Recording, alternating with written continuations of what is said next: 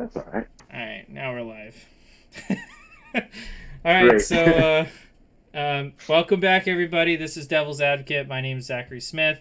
This is a show where I bring someone on and we talk about a certain topic. It's mostly political. I've been thinking about having some non-political episodes coming up, but today my guest is Keegan Costello. He's a friend from college. We worked together at the same company. And Keegan, you can go ahead and introduce yourself. Hey, everybody. My name's Keegan. It's great to meet everybody. Um, yeah, refreshing to be on the show and talk to you again, man. Yeah, yeah, it's really great hearing from you. Um, so Keegan, why don't you go ahead and introduce everybody to the topic we're going to be discussing today, and then Okay. you can go ahead and kick off the conversation if you'd like. And if you want to kick it Okay. to me, that's fine too. Yeah. I mean, this is your podcast. So, I mean, I'll state the topic, but yeah, however you want to direct it, I think is good. Okay.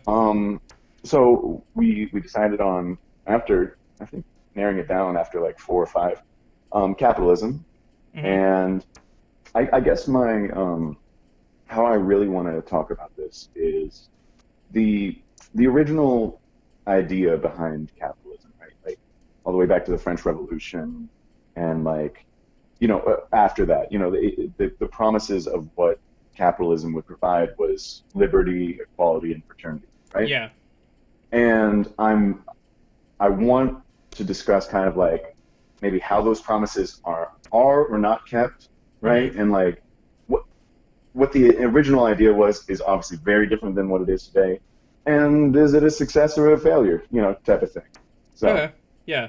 Um, So I'm going to go ahead and state my opening perspective starting off, and then you can do yours. So I'm coming at this yeah, from a very, very libertarian perspective. Obviously, as a libertarian, there are a number of problems that libertarians see in the current economic system of the United States and of the world. Um, so I think that we're going to agree on a lot of points of the problems. I think we're going to have a lot of disagreements about the solutions. So you go ahead and state state your position. yeah, yeah. I mean, like we're talking, and I think that like when we discussed politics before, you mentioned that you were a libertarian. I think I asked whether you were libertarian, right or left. And I Yeah. know the modern American Libertarian Party is very, I would say, different than the global Libertarian Party, right? Like my perspective, at least as far as like, we'll just start with Marx, right? Okay. Who was like the original critique Mm-hmm. of capitalism. Yeah. I think there are successes and failures with him, and there's things that have been expanded past that, right? Mm-hmm. But the main point is like, a lot of people would say that he is a libertarian himself, and he started the movement, right? Like Okay. mainly because like the modern right libertarian movement didn't exist at the time, Mm-hmm. um, and a lot of it stems from negative and positive freedom, right? Like we have obviously like the freedom of speech, Yeah. freedom of press, like those are all positive freedoms, things that you can do, right? No, But then there's those are that. they might be positive freedoms, but I know that they're conceptualized as negative rights. So for Okay, instance, for instance, you like in the absence of everything else, you have these things. okay, well that's a perspective. That's a perspective. Okay. But the other aspect of it, the negative freedoms, right, is freedoms from things, right? Like freedom from poverty, freedom from starvation. No, these concepts that like I think like the argument is of course like, oh, is water a human right, or is it something like a commodity to be bought and sold, Okay. And so that is kind of I think the question that really divides a lot of people, and maybe even you and me. I don't know. You can speak on. Um. So in terms of water being a commodity or something to be bought and sold, I think it really depends. So like I've heard a lot of because I again it's we talked about this before we started streaming, but again the same thing with how I have a couple different YouTube channels. I have two different Twitters. One is for like people I talk to normally, like in real life, and then I have a political Twitter because I don't want those two things mixing. Um, and it's not because I don't feel like I hold any outrageous political views. It's just I don't want to argue with people that I know about politics. And that's Yeah. why this show is a conversation show and not a debate show. Yeah. So I've seen a lot of takes on the water as a commodity or as a right that is gifted by nature. So my take on that would be so the water in, for instance, like lakes, rivers, ponds, oceans, that kind of thing. Those things would be, in my conception, non-commodities, so they could not bought and sold, for Mm. instance. So it's the same thing as, and this is another libertarian perspective. I don't know if you agree with this or not, but a large problem that libertarians have is that the government restricts people's abilities to build, for instance, like wells for Mm. housing and stuff like that. They force you to be connected to city government water. Yeah.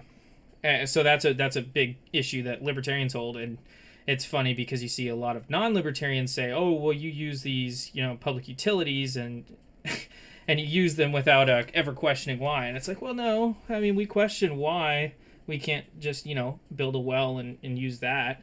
But Hmm. so the commodity thing would be when you were to extract water. So if a company was to extract water, filter it, add in electrolytes, sodium, that kind of thing, and Hmm. then produce it as a completely different. It'd be producing it as a different thing than when they got it. So Okay. it's the same. It'd be the same thing as, for instance, like if you were to stream. I'll use the example of my channel. So if I were to stream the presidential debate, which was a whole thing, it was a whole Hmm. thing. Um, if I were to stream the presidential debate and I'm adding commentary to it, and then me and a couple people are on and we're adding commentary to it, it's a different product than what came in.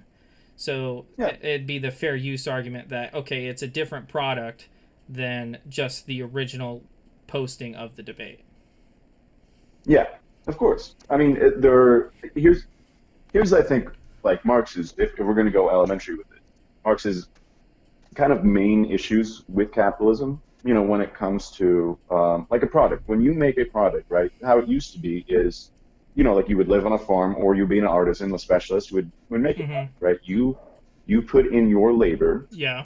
and directly through that labor, right, you have a relational means of value, right? Yeah. A lot of it was as close as possible to what Adam Smith coined, um, the value of utility, right? Okay. The the labor directly relational to its product value, right? Yeah. So we're not talking about price. We're talking about like what it means, kind of on a social scale. What value Yeah. we actually So, produce. and just to clarify for anybody that might listen to this, value is different than price. Yeah, yeah. Okay. I just And wanted to clarify so that for anyone else listening. It's like, well, you said value and he's not talking about price. I just wanted to clarify that. yeah, yeah. And it's we've come to a point now, right? Like in the Wealth of Nations, right? At the beginning of it, Adam Smith, talks about the division of labor, and Okay. says like, oh, the division of labor is a great means of producing so many things. Like because of industrialization, right? We can go faster. We can seek things farther. Mm-hmm. But and that's what's surprising is like the most sold volume is volume one. If you go to volume 3 or 4, you see that he kind of directly contradicts his statements, right? Okay. You see that he will say like if the divisional labor becomes so far, right, to the point where people are doing remedial tasks and being, paid remedial wages, right? Okay. You literally make the society stupid in a way, like ignorant, like Yeah, the yeah, fact, yeah. like It's you know, the whole idea of like a cog in a machine instead of an individual actor. exactly. Yeah. And unlike I would say a lot of maybe libertarians, right? Like he advocates for the government at that point in time to intervene and re-educate people and attempt for them to be retrained, right? Or be more important, in the system. And we don't have a system like that, right? When we have massive layoffs, there isn't the externalities aren't really taken care of, right? I think in most economics classes, like everyone talks about externalities as a thing that you always need to factor in, right? Yeah. But if you can not put it on the budget check, right? If you can not pay for it and get away with it, you will.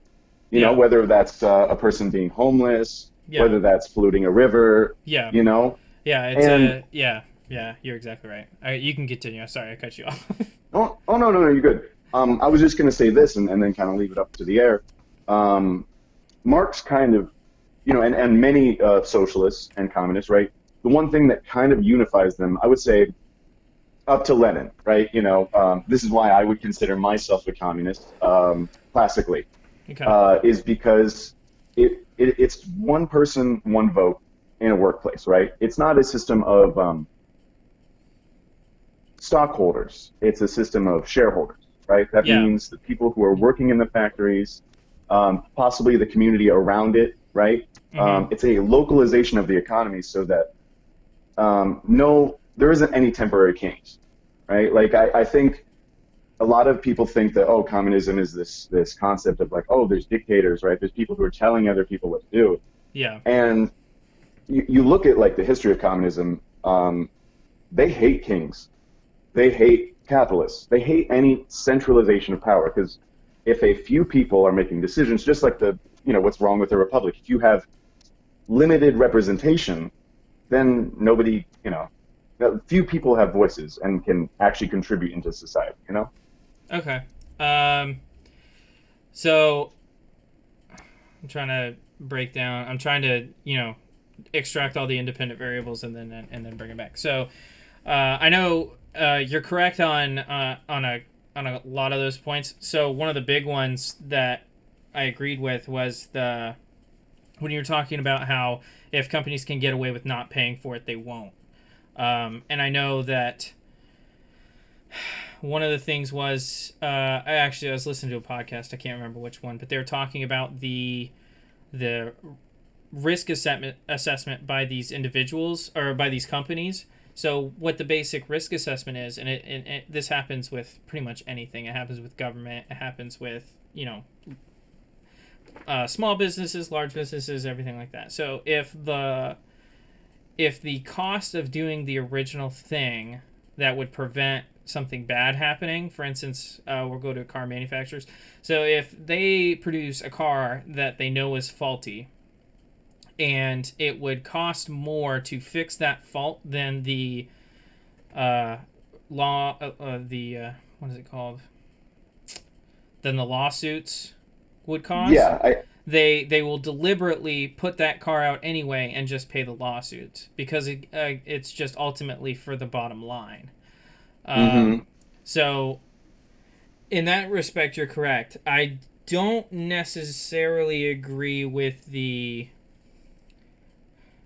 pure democracy thing, because I think that you can oftentimes run into a problem of tyranny of the majority, and I understand the concept of a tyranny of the minority, because that's a very real thing as well.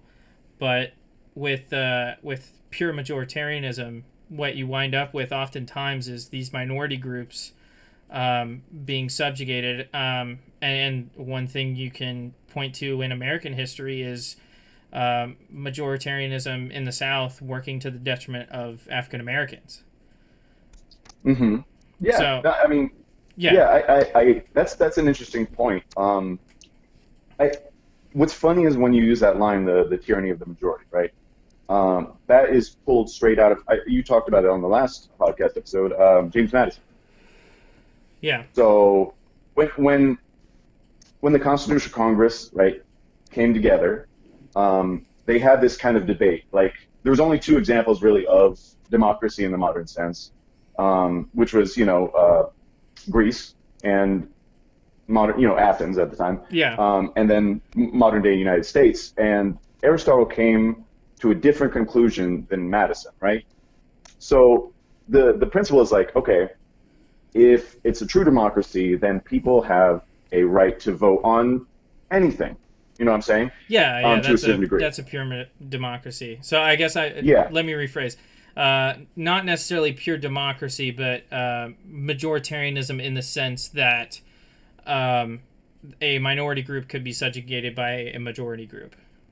yeah, yeah. I mean, the main concern with Madison was that if a bunch of people got together, right? Yeah. And both people had this question. If a bunch of people came together and they, I don't know, voted for private property to be taken over, right? Okay. Like, let's say a factory is just not doing its thing, or it's doing its thing too much and polluting the environment, right? Mm-hmm. Could the people take over that via vote, right? Okay. And Aristotle came to a different conclusion. He said that, in order to mitigate that problem, like it's obviously a problem if people are just taking each other's property, you should reduce um, you should reduce inequality as much as possible so that these problems aren't an issue, right? Okay. Madison's answer to that was that you should separate people. You should make representations to represent people that don't need to speak for the majority, right? They Mm-hmm. speak for people who are white, landowning, people of what he said means. Basically, the people who know better than the plebes. Yeah, You yeah, know what I'm yeah, saying? yeah. Yeah, I know what you're saying. Yeah. So I haven't read much on that on Aristotle's conclusion that you're talking about, and I haven't. Well, I know a little bit about Madison's conclusion there. Now, I know some historians debate and whether or not a this is them trying to verify their own biases with regard to the United States formation and things like that. So I know Mm. some historians, because I mean, oftentimes historians just go out to prove their premise is correct instead of going out to actually find truth in history, Yeah, because everyone does that. yeah, Everyone yeah. wants to I prove their mean, own biases, but remember, Aristotle also thought, people who were not white weren't really people. So, yeah, yeah. So so I don't know much about that. I know some historians debate whether or not the white landowning thing. I know the white thing was certainly a racial issue. The landowning thing, I I've heard some historians debate whether or not that was a class issue or whether that or not that was a logistical issue for the time. Because obviously now, in current day, especially mhm, with how much monitoring and everything that goes on, it's very easy to tell where people are, where they live, or who people are, where they live. What their mhm. job is, all this kind of stuff. And back in the day, the only records that they did have were of people who owned land, and Hmm. contributed to society basically. Yeah, I Um, mean, there was so other stratifications, like you couldn't vote unless you had enough money. Like you had to pay to vote, back in the day, all right, that may because be you had to true. send the horse and all I'm not aware of that. that. I mean, from what I've read, it was they had probably owned a certain amount of land, Mm, and then also paid taxes. Were the two things, from my yeah, understanding. You had to own a certain amount of land, and you also had to pay taxes, and that's what got you these rights that were guaranteed in the Constitution, yeah. including the right to vote. So, um, so what was the conclusion Aristotle came to again? Because Oh, basically that if you're not, and it's kind of, I would say, yeah. I mean, basically that if you can mitigate inequality, you will prevent people from just seizing up and having that kind of the mob mentality of taking over land, right? And I think the hardest question between um, capitalists and like right wingers and left wingers hmm is the question of property, right? Can you say that like if your great great great grandfather, right, bought the land when there was Native Americans there that didn't understand the treaty and the value of land and owning land, right? Yeah. or did and was jibbed either way, Hmm. right? Are you still entitled to that land today, right? Like the Homestead Act, for instance, which gave Yeah. It massive basically gave. amounts Yeah. Yeah. to white people exclusively, Yeah. and then Yeah. intergenerational wealth was created.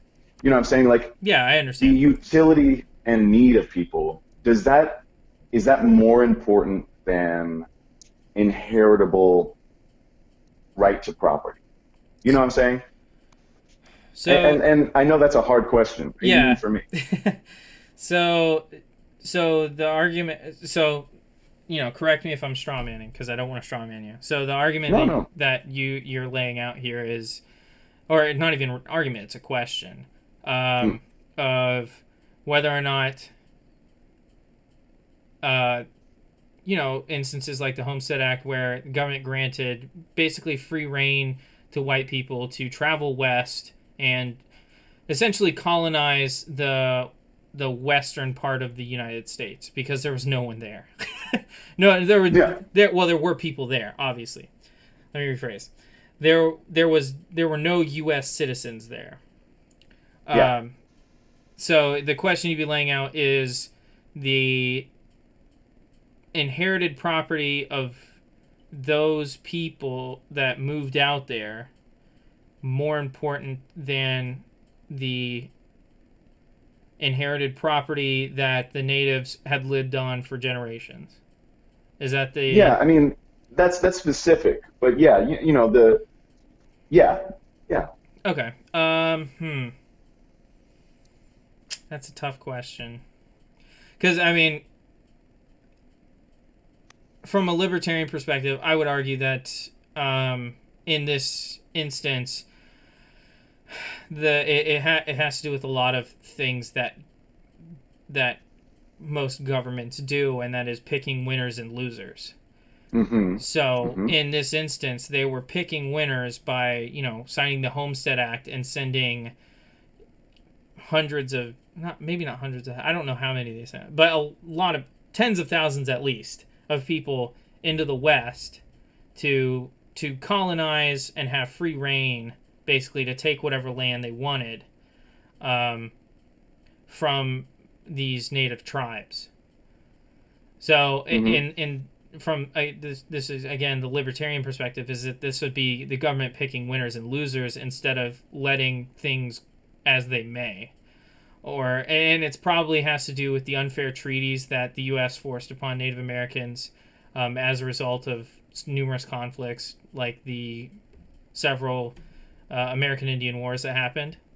Mm-hmm. Um, but I mean, that would be the libertarian perspective on this. Is that would be governments picking winners and losers instead of people going of their own volition, because I believe the Homestead Act actually paid people to move as well. It wasn't just, Yeah, yeah, you can go out there. I believe they paid them like $1,000, which was a hunk of money at the yeah, time, to move and go out west, and that was yeah. appealing. And to be fair to those, we'll, we'll call them settlers for the sake of conversation, because using more high intensity language like colonizers or something like that, that's a little intense language, because a lot of these people, they weren't the people that were making a lot of money in the East. A lot of these people are like, Mm-hmm. oh, the government's going to pay me $1,000 to move, and I have this crappy Mm-hmm. job, and there's land out there waiting for me. I mean, I'd be stupid not to take this opportunity. So, Yeah. and really, the $1,000 basically covered it. Basically, be like the government paying for a plane ticket, because you had to pay for the carriage, the horses, all the materials that you'd need to move to travel, and horses and carriages were not cheap. So Yeah. it'd basically be like the government, like if our government were to, if the U.S. government were to take over some Middle Eastern country, just for the sake of argument, if the government were to take over some Middle Eastern country, it'd basically be like the government saying, okay, here's a plane ticket. We want as many U.S. citizens over there as possible. Yeah. Yeah. So, I mean, again, that'd be the government picking winners and losers from the libertarian perspective. Yeah, and I think that is the other question, right? Like, that's the difference between like what we just referred to before back was the main difference between like left and right, right? Mm-hmm. And I when I refer to myself as like a classical communist, like somebody who would be considered a libertarian, right? Yeah. Um, it's you have to look at the state as, in a like realpolitik way, right? That it is the only thing that really defines like a state. I mean, there's a couple ways that you could, but it is a monopoly on violence, Yes, right? that's correct. It Yeah, is I agree. I the agree. social contract that we agree to on the enforcement and legalization of certain things, right? Yes. Yeah. And when you look, I know at some point in time, right? You're probably going to mention like crony capitalism, as an example. Mm-hmm. Um, but I honestly think like the inherent nature of the state is to like when communists tried to take over the state and use the state in order to initiate communism, taking over the state was not the end goal, right? I think a lot of people stop short. The end goal is what I referred to in the beginning, of one worker, one vote. Okay. The issue inherently is like, well, the capitalists use the state in order to make changes. Why can't we do that? Because it's the only wing that we could actually take over, right? Mm-hmm. And that's like the major difference between like evolutionary and revolutionary people, right? Mm-hmm. Kind of the major difference between the schism between Lenin and all of them, right? Mm-hmm. And so we live in a world where, like, obviously you disagree with like anarcho-capitalists, like people who simply think that we I can think I exist. think anarchism I think is too simplistic. I don't think it. I think anarchism is too simplistic. I think eventually someone will garner enough followers to create basically what is a state inside of an anarchist system, because if there is nothing to stop them, they are just going to take over. So I think it's a very simplistic view of the world to be an anarcho-capitalist. I mean, anarchism, right, as a philosophy is very like you can look back to the First International, right, and going through when like Marx and Bakunin, right, two people who were, they classify themselves as either anarchist or communist, right? The schism between them fell in with this whole concept of the state. Like if you utilize the state in order to enforce your laws, you're no different than them, Yeah. And I think that is the majority of the reason why I differ with Marx and a lot of believers. But to that end, like it's hard because we have these great centralizations of wealth, right? These temporary kings. Yeah. We could call them, companies. They take many forms. Um, and when you go to take a basic economics class, things will be said to you that are like these ideals, like oh, war actually is not profitable, right? And Yeah. like a broken window is not profitable to this. Well, no, duh. Yeah. But it is profitable to the window salesman, right? If you break Yeah. a bunch of windows, you got a bunch of demand there. Yeah. And Yeah. so Exactly. Yeah. capitalism, at least as far as it falls short to me, is it always desires to make the cheapest quality product possible for the highest price, right? Mm-hmm. It is trying to squeeze as much profit financially from one side of things. And then at the same time, right, regardless of how hard you work, right, it's not a merit-based system, typically you get paid the same. And we might have said that, when we worked for this MLM, that, oh, as a salesman, that's different. But regardless, we don't get a choice in what is done with the profit that is made off of us, right? Okay. And if we did, maybe things would be a lot better. If the community had the power to use its own resources, like when we're taxed, for instance, Mm-hmm. right? When we feel terrible because, especially as libertarians, like the taxes that we are taken out of us, we don't get really a direct say in what is done with it. It's our money, and Yeah. somebody else is deciding what to do with it. Yeah. The same should be applied to profit, right, and how it is extracted from workers. Yeah. Um. So. That's a complicated question. Um.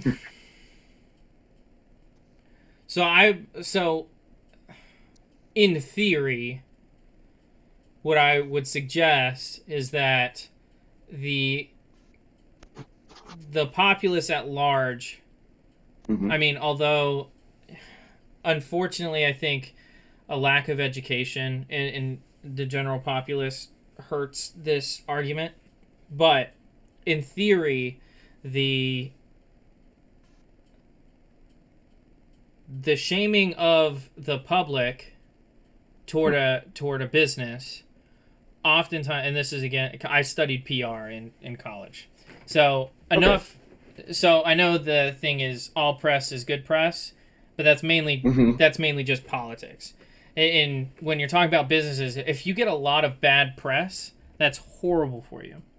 So in theory, what would happen is you'd have a social outcry for change Hmm. in these businesses. So, for instance, if we'll go back to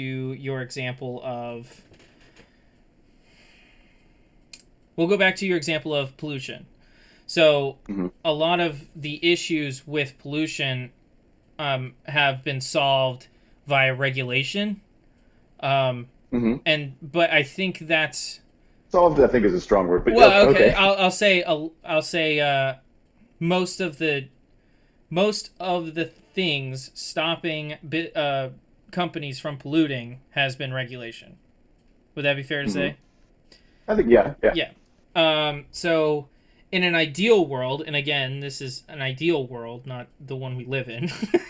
Hmm. uh, Yeah, the the public would stop buying goods from that business because yeah, of the negative press and the negative attention that this business is getting for all the wrong that they're doing. yeah. The marketplace of Yeah, ideas. Your dollar is the vote. Yeah. yeah. So, but unfortunately, and this is unfortunate, is that, and this is again from my slightly right leaning libertarian perspective. I'm very Hmm. centrist, but I'm right leaning.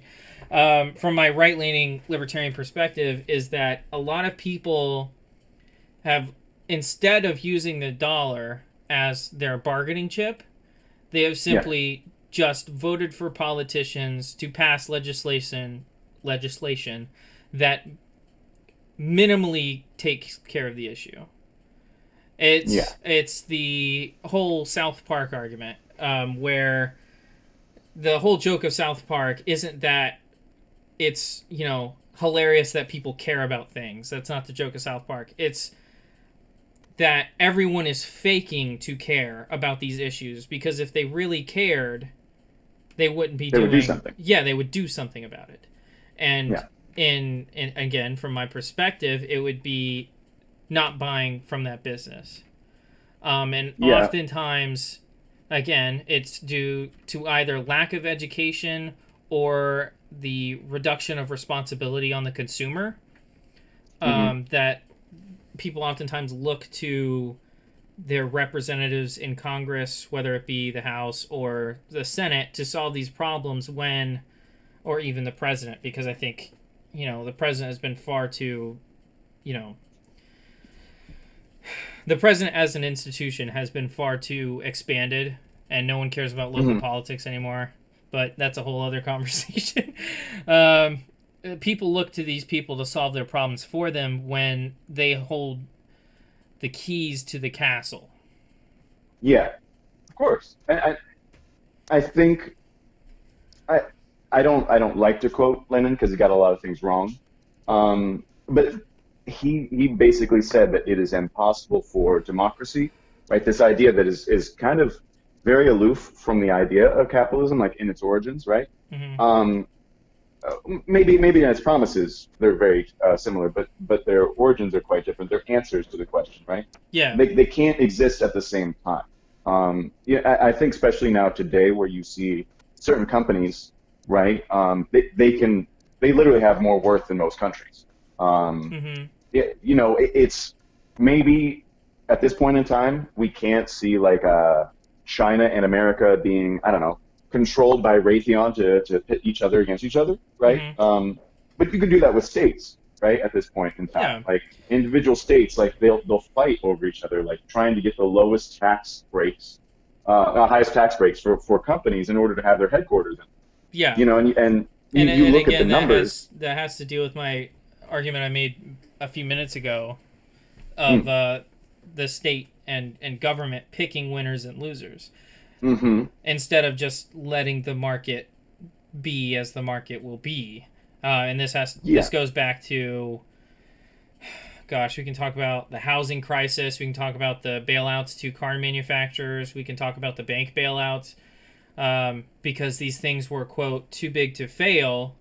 If they were too Yes. big to fail, they wouldn't have failed, and they did. Yeah. And when Yeah. the We problem, have a system. Go on. Sorry. so the problem with the government picking winners and losers is it prevents other businesses from coming up and filling the gap. Yeah. I would agree with that. Yeah, I definitely agree with that. I, it's hard because when we talk about competition, right? It's a very inefficient system in my opinion. Like a lot of people say, competition is the innovator, Mm-hmm. but it creates a lot of waste when you think about it. Like instead of, I don't know, making a product that actually works. Like there's a reason why we have like inelastic demand. There's a reason why we have products that are breakable, Mm-hmm. right? Yeah. It's because there's no incentive in order to make something. Like a phone will have an update, right? And Yeah. then you have to throw it away. Yeah. That that built-in obsolescence is inherent to the system in order to buy more stuff, right? Like consumerism is everything. And here's the thing about winners, right? When a when we have like let's say the state's always going to be there, right? To a certain degree, I think both of us Well, might yeah. I agree mean, with the that. state's always going to be there. Uh, Yeah, yeah. I I think think I it'd think be. I don't like with anarcho-capitalists are like mhm, all taxation is theft. You don't mhm. deserve, like, the government shouldn't do anything. It's basically just there to create problems. I think is again a too simplistic worldview to have. Yeah. Yeah. I when you look at the system of winners, right? It's inevitable. This is why I think like Marx loved capitalism to the point where he wrote, a almost 2000, I think it was 2000 or 3000 page book on it, Das Kapital. Like he just wanted it to be better. That's a way you could definitely see it Okay. because yes, markets are good, but they're not good for everything, right? Like just take the example of medications, right? You're going to pay as much as you can for that medication in order to save your life, if it's within your means. Yeah. And when we have a system where like winners can accrue so much, like these companies can accrue so much and centralize their wealth, when a boom happens and then a bust happens, right? Mm-hmm. Um, those winners are going to buy up all the losers, and then the next generation starts over, and you have more and more inequality, you know, and it's almost like I would say that capitalism inevitably leads to winners that get to write their own rules in the next generation. You know what I mean? Like we Yeah. have a system where we enforce rigid capitalism, neoliberalism. Like you're going to make coffee beans. That's all you're going to do. You don't have any other industry. You're going to make coffee beans. You're going to make bananas. That's all you do. You don't make anything else. You're going to compete with our stuff. You make bananas, right? Yeah. Um, and meanwhile, we have socialism for the rich in our country. That isn't by accident. Yeah. So with the boom and the bust, and you talked about how the larger businesses will buy up the smaller businesses. Yeah, that's true to an extent. However, again, but it goes all the way back to the formation of the market in the United States. So like if we were to go back and we were to view and we were to change certain things, we'd have to go back almost all the way to its inception in order to create a marketplace that was, in my estimation, more market based than the one we have now. Because I mean, it goes back all the way into the, gosh, early 1800s, where the government would subsidize, steel and oil and coal and all these other, Hmm. these goods, because it was seen at the time as, okay, well, we have to subsidize these things so we can compete on a global scale. Yeah. Or enforce tariffs on other Or countries. yeah, Yeah. and enforce tariffs, and that's economic protectionism, um, which economic protectionism is a really really complicated issue. Yeah. We You don't need to get into Yeah, that. we don't need to get into that because, but but with so to go back and to create a market system that is better, or to go back and create a market system that would benefit everyone more, basically have to restart from the beginning, because all these things happened in the early 1800s, and then they've Yeah. just kind of you know preserved themselves over a long periods of time, where you have large companies in a certain industry, and once that certain industry goes bust, they still have all this capital left over, so they just move into a different industry and then buy up the Yeah. resources in order to produce in that industry. So I understand what you're saying with the bust and the booms in the bust, and how after a bust the companies that have any capital left will buy up all the smaller companies. But uh, I mean, that's in a market system.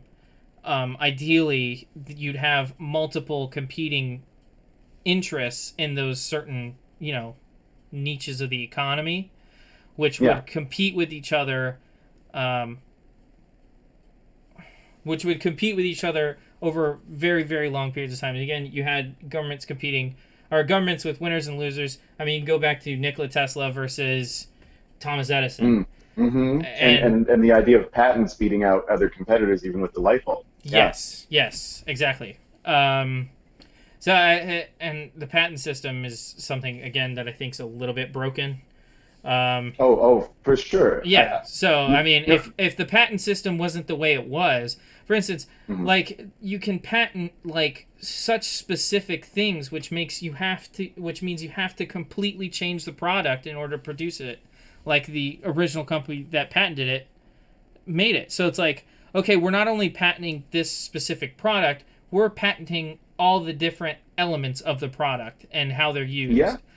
That's why the patent system, I think, is broken, Yeah. I because mean, just to speak on that, just for a second. I mean, there are so many great ideas that have been shelved because they've, uh, oil is just one example of buying car ideas that are very fuel efficient, but saving them for generations down the line because they don't want that. They don't want that competition. It wasn't until they ran on high oil prices that they were like, okay, well maybe we should build more fuel efficient cars. Maybe we should make these products that have been sitting on the shelves for 50 years that we stole from somebody else, yeah, but forced not into the market for like yeah, the concept of intellectual property, like how you can have property rights on an idea is just absurd. It's crazy. yeah. Uh, and I understand the reasoning behind it, and it's basically so that if you come up with an idea, someone can't steal it. Yeah, But but the system's broken in such a way that someone can come up with an idea, and then that gets stolen by a company because that person happened to be working for that company at the time. So then they just steal mhm. that, patent it, and then that person is like, well, what the heck? Yeah, And then they just shelve that idea for years and years down the line because it's not necessary. It's like, oh, that well, we're not catering to this certain market right now. yeah.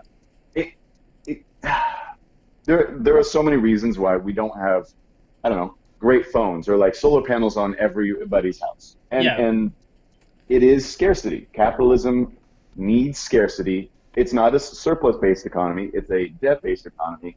It thrives off of having the lower classes pay for loans and funneling money. It's a grift to the upper classes. It is. I mean, it is. it's a grift. I mean, we made up money, right? It's just a thing we made, right? And now it's based off of arbitrary value. It's not even based off of the standard, right? Yeah, yeah. So I mean, I But don't want to go into the gold standard, but I yeah, I yeah. could rant on I and mean, on about that. if we're one thing that I did like about the Soviet Union, right? There are many flaws. There are many reasons why you can absolutely hate it. There's no problem with that. I think it's good to critique something while also looking at the things that were good, right? And this Hmm. is just one idea, but they didn't have a circular economy at one point in time, right? Meaning, if you worked at a job right? Your labor would directly attribute to the money that you got, right? If you worked this amount of hours, you got money. But once you gave it to a person, they didn't get to use that money and then, I don't know, invest in the stock market or like a financial market, like making money out of money. You know what I'm saying? Yeah. It would just be, it's like a ration. You would rip it up after that point in time. Because your value isn't somebody else's value. You have your value, you traded it in, you got the product that you wanted, right? It's not like you can make money off of other people's, the product of their labor. You know what I'm saying? Yeah. And if it was a merit-based system, it would be different. But capitalism never intended for that, or at least it hasn't so far. Yeah. So there's a lot of bad economic practices by companies that again, it goes back to my point that I made a while ago about how in an ideal world you'd have people, and I don't think it's that ideal for people to educate themselves on what products they should buy. I don't think it's that ideal. It takes 2 seconds of research to figure out, oh, should I buy from this company or this company? What are they doing? Do I support everything that they're doing, or do I support more things that they're doing than this other company? Because by doing things like that, you promote things that you care about. Yeah. And I, I know a lot of pure capitalists will say, "Oh, well, what's a cheaper product? That's what I'm going to get." And that's not the that's completely antithetical to having an economy that is built to solve problems rather than create them. yeah. But let's be honest about this. I think I think that you and I both know that we're not the richest people in the world. That's for No, sure. I'm definitely not. And like, sure, people can go to Whole Foods and maybe feel a little bit better. Like, modern capitalism has the charity built in, right? Like, if you want to pay for poor people, well, you got to pay me a little bit more. You know what I'm saying? Instead of making products cheaper over time. I mean, some things have gotten cheaper over time, but Yeah, but a lot of most, things have held their value. Yeah. yeah, and it's most people are at the end of the day going to choose the cheaper option because we live in a system where the motivation system is starvation, right? Like, oh, I got to do this. I got to work a job or else I can't pay for my food, my water, my shelter, my family, my kids, their education. You know what I'm saying? Mm-hmm. Like, we have a system where we could easily empower people by providing at least food, water, and shelter for free, right? And or a system that kind of funnels itself, like solar panels, right? We could have Yeah. people have a surplus economy that goes above and beyond, right? Yeah. So that people are individually powered to, I don't know, create new ideas and whatnot. But Yeah. that would kill your customers, right? You wouldn't sell stuff if they can make their own things. That's the whole point of alienation in capitalism, you know? Well, I don't necessarily agree. I think that's the primary Yeah, it's fine. motivation of corporatism, instead of capitalism. Okay. And the I reason I would reason love I to know the distinction. huh I would love to know the distinction. I'm honestly asking. I don't really quite know. okay, so it kind of again it kind of goes back to the state picking winners and losers, and the state deciding what you can do. So, for instance, with the solar panels thing, a lot of localities actually Mhm. prohibit the use of solar panels because then you're not buying electric from the city or not buying as much electric from the city if you have solar panels on your house, because that's partially using that's using your or that's basically taking away their ability to sell to you, and that's a localities issue. For instance, where I'm at, there are only 2 electric providers, and only one Mhm. of them services my specific area currently. Mhm. But the city next to me, you have to buy. It's the city of Lakeland. You have to buy Lakeland Electric if you live in Lakeland. You have no other choice. Yep. You can't buy solar panels. You can't do anything else. You have to buy Lakeland Electric, and that's a market monopoly Yeah. because it's not allowing competition in.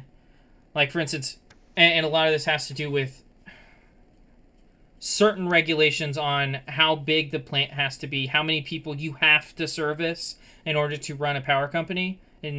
Mhm. in the state of Florida. Um, so, for instance, in a case like that, you're creating it has to do with what you said, artificial scarcity, but that's created by the state, not the market. Well, let's say that it was. Let's say that it was. Let's say that there was competitors in between people, right? Mm-hmm. They were freely allowed to move, right? Okay.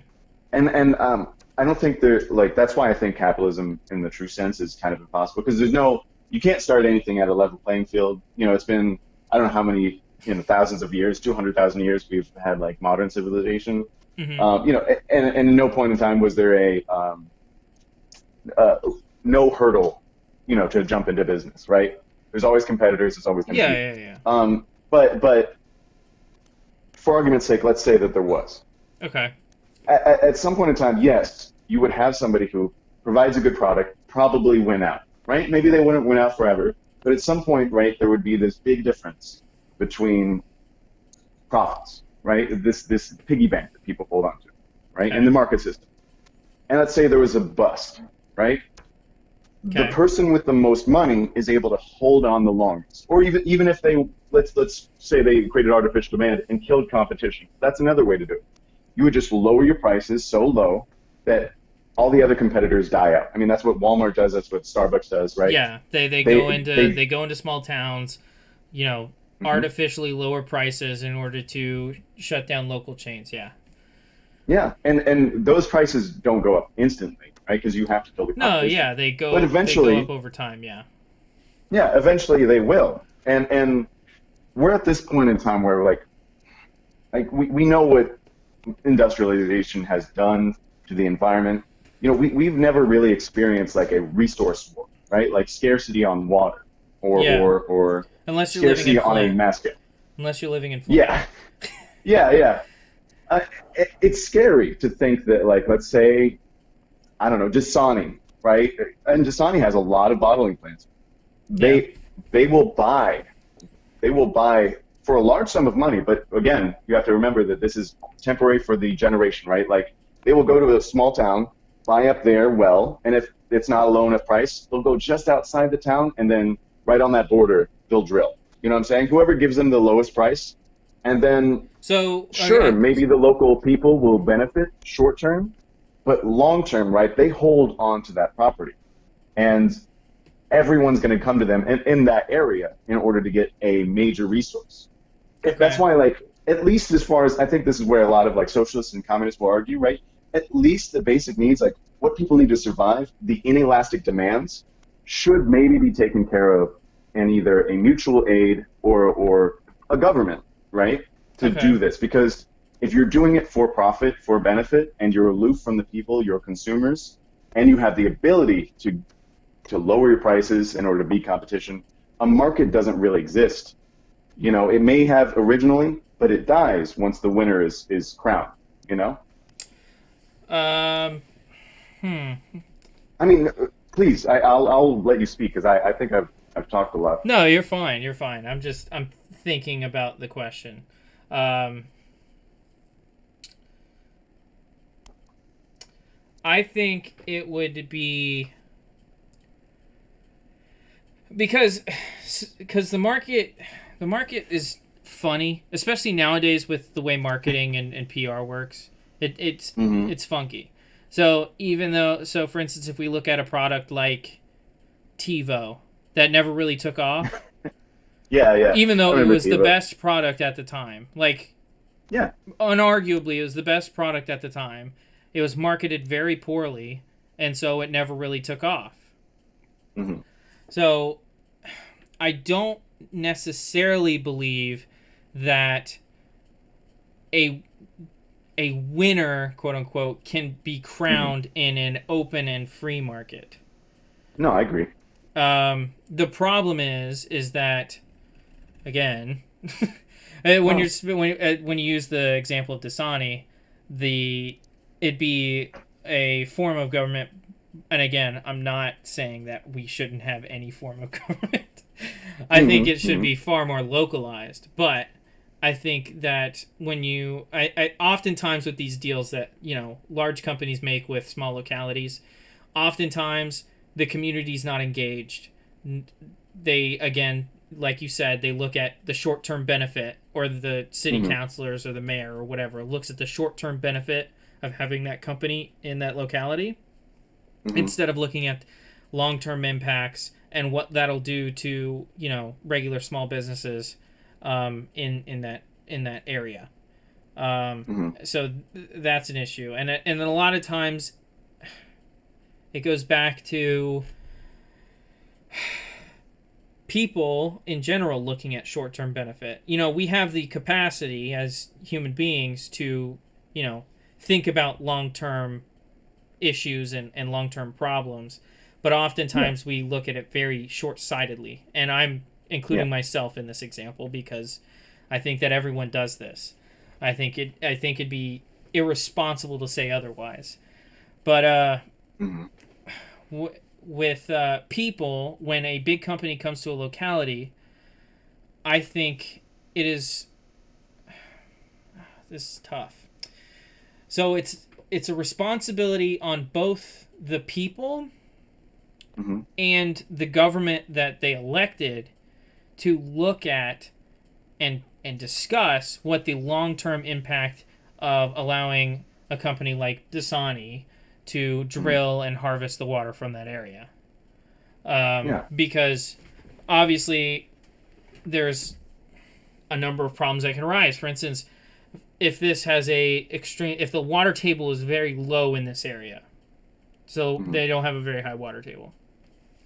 The problem that could arise is, okay, now we have sinkholes, and this is costing us hundreds of thousands of dollars in property damage. Now the government has to pay to repair city roads. Now the government has to pay to do all this. And guess what? Now your Hmm. taxes are going up. So it's oftentimes it's short-sighted attempts to fix short-sighted problems in a I community agree. that lead to this, and it's a fight against human nature. But Yeah.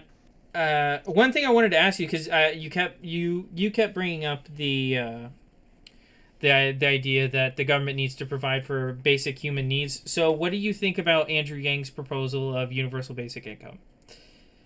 So yeah, that's a really I find it to be a funny thing. Like me personally, I under communism, right? Like welfare wouldn't be needed. Like welfare is like a kind of a band-aid to the problem. Like if you just inherently didn't have these flaws in the system, like make reward people who don't deserve it and things like that, or at least don't pay people based or provide people based off of need, including like of course somebody who's disabled, right? And somebody who is able to work, maybe not, we shouldn't necessarily make an equal playing field, but at the same time, they need to survive. You know Mm-hmm. what I'm saying? Yeah. Um, it's interesting because universal basic income is a communist policy. It is. It was invented by socialists and communists in the early days. Yeah. It was an That's inevitable why that's thing why I that was would asking happen. your perspective on it, because I know a lot of people I know a lot of people on the left, and specifically people that call themselves socialists or communists, openly oppose the idea of universal basic income, and I was just curious about your Yeah, perspective on it. I mean, I'm tossed. I think the realpolitik in me will say that it's needed because if you're going to continue to have capitalism, right? Like I disagree with liberals because they want to amend the system rather than kind of subvert the system and change things. Mm-hmm. And one of those things that they're trying to adopt is UBI. And you find people who are like um, you know Jeff Bezos. I can't remember if he agrees with UBI, but gosh, but who's the other guy? Who's in charge of Elon Musk? Microsoft? Oh Elon no, Musk. He's definitely in charge of it. Yeah, he advocates for it. I I mean, know he advocates for UBI. You're talking about Bill yeah, Gates Bill for Gates. That was my fault. Yeah, yeah. and because they see it, if you have a system that replaces people via automation, Mm-hmm. um, and you will continue to devalue human ability, right? I mean, there's some jobs like I don't know, a psychiatrist or like an artist, things that you can really take away, right? Um, but when you replace people and you don't have a system to train them, and still provide, or at least still provide for them, right? You are placing the externalities of society onto the government. And at that point in time, a UBI will be needed, or else, humans won't really be needed. To a certain extent, like, I know that Trump, for instance, like, he is having this arguably socialist policy of paying people $600 for unemployment insurance nationally, regardless of states' individual orders on that. And that is because you need to have poor people pay for things so that rich people can get money. That's how our system works. And if you don't have the economy circulating at all, it will collapse. So, I mean, if you're going to keep capitalism, the UBI is a very good thing. I think, in general, a way to take care of people, at least to meet the basics, is good. But so long as you have a private system, whereas, like, I don't know, I'm sure if my rent, my landlord, if my landlord found out that I had an extra $2,000 of income, he would increase the rent, just because he can. Yeah. So, I mean, that's why I don't really agree with it, is because, like, it's a temporary Band-Aid. Like, we have inflation, we have, changing prices. People will adjust in order to take more from poor people. They will. I'm just trying to do the math on universal basic income real quick. And I know that's cringy on stream, but no, you're good. I just want to do the math. That doesn't look right to me. Am I stupid? So the math I'm getting is it would cost, I might be stupid. The math I'm getting is it would cost, so I put 333 million, which is about the current population of the United States. Obviously it's not ultra specific, but, and I multiplied that by 1,000. Obviously, I think that universal basic income would kick in about at 18 instead of at birth. So this is going to be skewed north. But I feel like I'm wrong on this. I'm trying to do it again because it's coming up as 333 billion, but I thought it would be 3,333 billion or 330 billion dollars. But I'm not. I don't know why it's coming up as that. I mean, regardless, let's just say it's a lot of money. I mean, let's just say, it's a buttload to do it, right? What's an issue with how we see the things that go on? Like, what I was talking about with externalities is, like, it's cheaper to give a homeless person a home, right, on society, right? Like, the net amount that is taken away from them by, I don't know, the public service of health, bearing that person, right, maintaining law enforcement on them, right? It's cheaper to give them a home. But so long as individual companies don't see it as a problem to them, they will continue that cycle of debt on the nation's burden and, force us to do things like UBI. Yeah. So apparently my calculations are correct. It costs around $333 billion to do UBI. That's a lot. Huh? That's a lot. I'll agree. That's a lot. No, I actually don't have a problem with that number. And here's the reason why. Is because UBI would replace the current system that we have, which costs a lot more money. And, by the way, people under the age, basically under the age of 40 are never going to see Social Security benefits. So I don't have a problem with that. Because, as you said, it when you talk about taking care of basic human needs, so $1,000 a month isn't going to cover all your basic human needs, but it's going to get you on a fresh start. Yeah. And it's gonna give you a good base to run off of, so you don't have to live paycheck to paycheck. Yeah. Well, wait, that's 333 billion a month because it's $1,000 a month, so it's times 12. Okay, so never mind. It's going to be just over 3 trillion. So it's going to be a little over 3 trillion. You were right on that. Yeah, I forgot about the monthly thing. So I apologize. But no. But so the current problem, what time are we at? We're a little over an hour. We can keep going for a little bit more. Okay. So, if you want to make a second episode, like, I mean, I'd love to have you on again. I'd love to. This is really, really good conversation. I think everyone that listens to this is going to benefit from it. I'm trying to get just the audio from these things and put it up on podcast platforms. But okay. Yeah. So the current problem I see is that people under the age of 40 and maybe even under the age of 50 are never going to see Social Security benefits, which No. is paid out in large part to people that are no longer paying into the system. Yeah. So now, and we're spending all this money on Social Security, and most of the country is not seeing the benefit. Now, I've heard Mm-hmm. arguments from more authoritarian right, Mm-hmm. um, which just basically means above the center line of the political spectrum. Um, but people that are more, upper right corner of the political compass, Mm-hmm. that actually doesn't hurt these people, because now these people have money to spend, and the money goes back into the economy, and the economy benefits. I don't necessarily agree to that, because people like you and me. Mm-hmm. Do you have a job right now? I'm assuming you have a job right now. Oh yeah. Okay. I got two. Okay. People like you and me who are paying taxes on their income are not going to see the benefit that most of that tax goes towards. So we can talk about military spending, which a majority of Americans believe should be reduced. Whether or not you believe that should be reduced a lot or a little, it should be Mm. reduced. Most people agree to that. You can Yeah. talk about Social Security and the fact that needs to be done away with or completely restructured, in a Yeah. way that the people paying into it now have a chance of seeing the money that they Yeah. sent into the system, because currently I think Social Security is supposed to run out by 2024. So Yep. It's the coming up the close. piggy bank is empty, Mm-hmm. basically. And it's amazing that it's empty when that's where most of our tax dollars go to. And there's so many different ways where tax dollars are misused. I mean, I remember there was a report that came out on certain things that the government was overpaying for.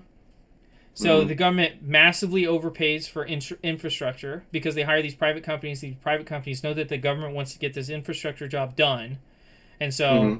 they can just charge whatever price they want. I think, like, I remember looking, it was a couple of years ago. This is what radicalized me to libertarianism. But like the government paid like $2,000 for a wooden hammer, and I was like, Yeah. "Are you kidding me? I can go Yeah. to Lowe's and I get mean, one for $2 right now. Like, why are we paying $2,000 for a hammer?" Like, and it's it, not just that one expense; it's how these expenses add up. yeah. So I think if you were to reduce spending in ways that make sense, and I don't Mm-hmm. know what our current budget is, but I think it's $4 or $5 trillion. If you Mm-hmm. were to cut that spending to maybe, because I think the military spending is a couple hundred billion. I don't think we spend a trillion on military, but I have to double check those stats. Depends on which war we're a part of. It usually goes over a trillion. It really does. It's like 35% of the discretionary budget, but it was just recently increased by Trump, I believe. But um, I do want to raise this point, Okay. because I think it is the distinction between like a lot of my liberal friends, right, and somebody who I would say is truly left wing, Mm-hmm. right? Um, it, you obfuscate the point when you talk about like these, let's be honest, companies charging a lot from the government, right, Yeah. to provide for Medicare, because like these prices don't come from nowhere. They come from Yeah. companies who decide what prices of these, quite frankly, inelastic demands are. Like you look over at Europe, like I'm not saying that's the bastion of great healthcare, right? But they're not running out of money for their Medicare and Medicaid. Mm-hmm. And part of that is because they have a system where, like, we'll just take an example from like England, right? They do kind of have a little bit of a private system. It's not the best system, but let's say they're making wheelchairs, right? Yeah. You'll have 15 companies compete to make wheelchairs for a contract of like 15 years, right? So that you have a set price, you have like a company who's guaranteed, to make business, because they're making it for the entire country, right? And you don't have the competition of going back and forth and trying to leverage the price from the taxpayer for these things. Like, yeah, I mean, I'm to the point of libertarian where like I think we should have a budget tax, right? Like, yes, there is like a general that we all pay for, like I don't know, say 13% of the entire thing. It goes to every department. But then Okay. from there, you kind of get to choose which department you want to fund. Like if you don't want to fund the military and you want to fund schools, go for it. You know I what I'm actually saying? like that idea. I mean, Yeah, yeah, it's more representational, that's for yeah, sure. If you yeah. don't like how I things are don't. I going, well, have boom. no problem with that idea. The issue I have with the current taxing system is that a lot of the things being funded either don't affect the public or are directly against what the public's interest is in. Yeah, I agree. Um, so according to, because I just looked up U.S. discretionary spending, the latest number. Oh, well, there's another one. Never mind. So discretionary spending. This is 2018 stats. It is $1.1 trillion. 50% of that went to the military. Regular military spending is over 900 billion. So yeah, so over $1 trillion goes to military spending every year. I think you could cut that by a lot. And I don't Drastically. think discretionary spending. I don't think that that's. I think that that actually is unconstitutional. I think discretionary spending is completely unconstitutional. I mean, I think you'll know exactly why. Like you know why we have a military. You know, you chalk it up to corporatism, right? But in the hold on one second. No problem.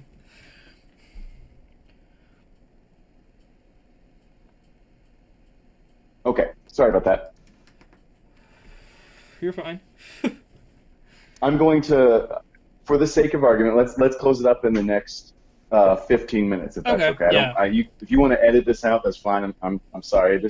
Well, I would love to be back on the podcast. Yeah. Um, but I just want to make a couple points about like the reason why we have military, right? In a large part, you know, after World War II, and this is a real statistic. You know, America owned 50% of the world's wealth. Yeah. You know, because you had industries being destroyed all across Europe, right? Mass amounts of countries just didn't have a modern economy and they were developing. Yeah. And so you have this huge scramble between, quite frankly, a country, you know, the Soviet Union, who had lost 17 million citizens and soldiers, right? Mm-hmm. And compared to us losing, what, 200,000 people, right? And on top of that, all of our industries intact. Yeah. And so we make a lot of these excuses, but when you look at it geographically, right, we are a modern country. We just happen to be capitalists, right? Capitalism just didn't naturally win out for any particular reason. We have repeatedly tried to hold on to that 50% of the world's wealth, right? We're not there anymore Yeah. because, you know, capital flight, you know, going to other places, a lot of reasons. Yeah. But we maintain this hegemony in order to make sure that other companies and by default countries don't compete with our industries, right?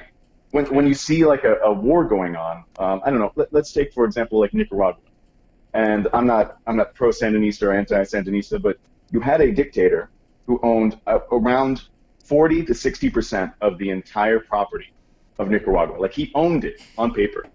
Allegedly, it was bought by him for very cheap, and it was American companies that allowed him to do this.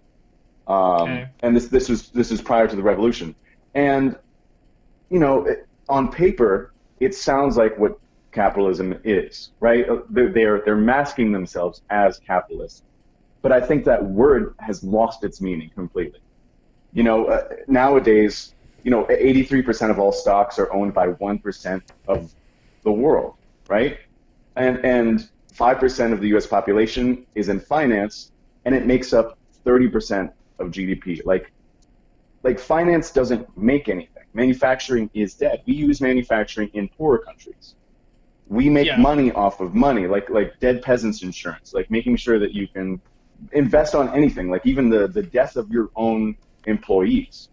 You know, Yeah. like it, it's it it's not directly relational. And because of that, we don't produce hardly what we could if we just made our system more based off of something that was tangible. That, it wasn't something that was just factoring in numbers and then coming up with what is this thing worth. Instead of we can make like an inherent worth into things, or at least a close approximation. Okay. I'm gonna go with this point, and then that's it. I mean, we have $200 trillion in debt globally, and 80 trillion in wealth globally, right? And a lot of that wealth comes from first world nations, Yeah. right? But if you did the math, like let's say, like these poor countries aren't inherently poor. They're rich. They're rich in resources. Yeah. What we do is we take a third party company, or even a direct relational company, right? We Yeah. go into these countries and we say, oh, that shiny rock that you have, it's worth like $10, 30 cents, doesn't matter. I'm going to go back to my home country and I'm going to sell it for 1,000, 10,000 times that price, Yeah. 100,000 Yeah. and so there isn't an inherent value. If you look at the number, how much annually the third world takes, the first world takes from the third world, you're talking about 18 to 32 trillion dollars. And when you look at like charity, for instance, and how much we contribute to these other countries, it's around $180 billion a year. Like we're the most generous out of them, surely. But then we go to these countries and say, oh, well, we want your taxes to be really low. Oh, well, we want, to make sure that you guys don't have that much public infrastructure because we want to privatize these things, Mm-hmm. And Yeah. that kills what could be for a lot of these countries. Yeah. I don't disagree. Okay. But yeah, I don't disagree that a lot of modern countries are kind of screwing over a lot of developing nations because they're weaker, basically pushing them around with economic clout. And I hate to come back to this because I feel like I'm just saying the same thing over again, but it has to do with the government contracting businesses to do these things. So the government will permit a business to go overseas and operate in the interest of the United States, or a Chinese corporation will go in and allow a business to operate in the interests of China. And or the those are IMF. probably, huh? Yeah. What'd you say? Or the IMF, like Yeah. international banks will do that too. Yeah. So it's these. The problem I see with it is that it's these. They're not necessarily governments, but they're government actors perpetrating these things onto these developing nations, rather than just a business. For instance, a lot of this. It's just complicated. So, I think I'm gonna have to have you on another time. The best way I can conceptualize this is, it's again the government paying for a plane ticket and for the authorization and making deals with these other governments to allow these companies to come in and just take all their natural resources and then unfairly discount them in its home country and then raise the price to astronomical levels in the country that it actually wants to trade with, that the company actually wants to trade with. So it has to do with a lot of, you brought up the term earlier, crony capitalism, which is what I identify as corporatism. That's basically the trade-off in terms that I'm using, because crony capitalism has a lot to do with the government picking winners and losers, subsidizing, making these, massive loans, and a lot of it has to do with the government going in. I could go on and on. Going into deficit spending and allowing these companies and other countries to buy out so much of U.S. debt, and we're indebted to so many different countries and corporations at this point. It's a whole mess. But it's it's a really complex issue. So like with stopping these companies from going in there and screwing over these developing nations, uh, a lot of it has to deal with the economic protectionism stuff, and Hmm. that might be what our next topic is, because Yeah. it's super super complicated, but it does have to deal with this where, charging different prices in different places, and and making and artificially inflating um, value in certain countries. I know one company that's really really notorious for artificially inflating scarcity and artificially inflating demand and all this stuff. Is actually it's a much less sinister scale, but it's Nintendo. Okay. So they'll create a product like the Switch or the Wii or the Wii U or whatever, and they will intentionally they'll know the demand. They'll know the demand, Hmm. and they will intentionally like make less of the product than the demand requires, so that there is Hmm. this scarcity there, because they want to Hmm. be able to charge as much as they can for their product. And Hmm. it's really funny, because if you look at in terms of a comparative scale when you're talking about quality, outside of the exclusive games that they offer, they don't the value of the machine is far less than its Oh yeah. competitors, two main competitors, Xbox and PlayStation. And of course, you can talk about PC gaming, but when we're talking about consoles, I think it'd be irresponsible to talk about PCs when you're talking about consoles. When you're talking about Yeah. specific console specific space, it's comparing apples to oranges. But Hmm. I think I'm gonna have to have you on again, and we could talk about economic protectionism, because I Yeah. think that has a lot to do with um, this conversation.